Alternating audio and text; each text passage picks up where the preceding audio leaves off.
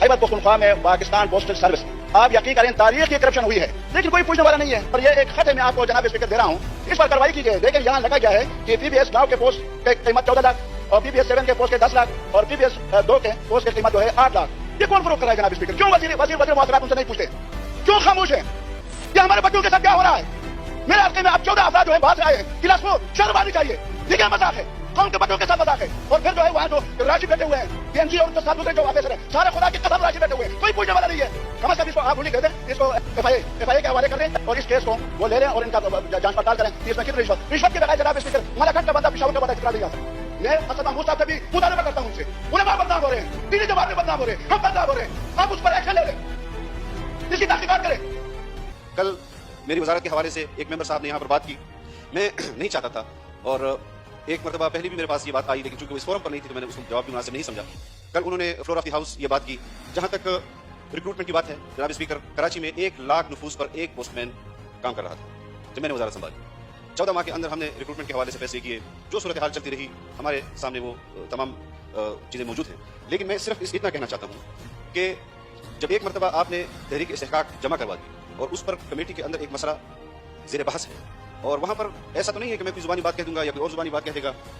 उस कमेटी का जो भी फैसला आए उसको पार्लियामेंट में जरूर लाया जाए ताकि इस मसले को सियासी न बनाया जाए। ये खालिस इंतजामी मसला है और जो भी उसमें सजावार हो, चाहे दावा करने वाला उसको भी बरमला माफी मांगनी चाहिए फिर, और अगर कोई गलती करने वाला है तो उसको भी सजा जरूर देनी चाहिए। किसी को भी रियायत इंतजामी उमूर में नहीं देनी चाहिए। और इसके साथ साथ मैं इतना भी अर्ज कर दूं कि वहां पर इन्होंने दावा किया कि पेशावर के लोग और फलां जगह के लोग और फलां जगह के लोग चतराल के अंदर लगाए गए हैं। आप भी जानते हैं, यहाँ पर वज़रा भी जानते हैं कि पोस्टल सर्विसेज या दीगर वजारतों की रिक्रूटमेंट का एक तरीक़ाकार होता है। एक सर्कल होता है जो उस डिवीजन के डोमिसाइल पर लोग रिक्रूटमेंट में अपना हक वहां पर उनका इस्तेहकाक होता है।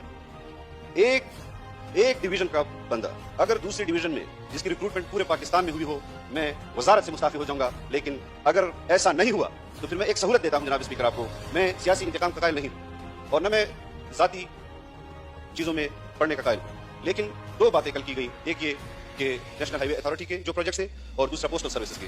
पोस्टल सर्विसेज गुज़िश्ता 3-4 सालों में 5.25 अरब रुपए खसारे में जा रहा था, आज वो खसारे से निकल गया है और यूनाइटेड पोस्टल यूनियन के जो रिकॉग्नाइज्ड इदारा है यूनाइटेड नेशन का, उसने इस कारकर्दगी को तस्लीम किया है कि उसको 62वें नंबर से 54वें नंबर पर लाया है। अगर किसी को मसला है और मसाइल यकीनन बहुत ज्यादा है जनाब स्पीकर, मैं आखिरी बात करना चाहता हूँ, मसाइल यकीनन ज्यादा है, सवालात करने वालों को अगर यहाँ पर बिठा दिया जाए हल उनके बस में भी नहीं है। लेकिन ऐसा नहीं कि आप हौसला अफजाई की बजाय सरकारी अफसरान की हौसला शिकनी करें। और इसके साथ साथ जनाब स्पीकर, मैं अज़राए तफन्नुन एक आईनी और कानूनी मसला है, लेकिन अज़राए तफन्नुन कह दूं कि मैं उस मिजाज का आदमी हूं कि जनाब स्पीकर 63A की एक तशरीह सुप्रीम कोर्ट ने की कि पार्टी के सरबराह का फैसला आखिरी फैसला होगा, वरना तो पार्लियामेंट की रुकनीत आपकी खत्म हो जाएगी। और फिर कहा कि 63A की दूसरी तशरीह में कहा कि पार्लिमानी लीडर का फैसला आखिरी फैसला होगा।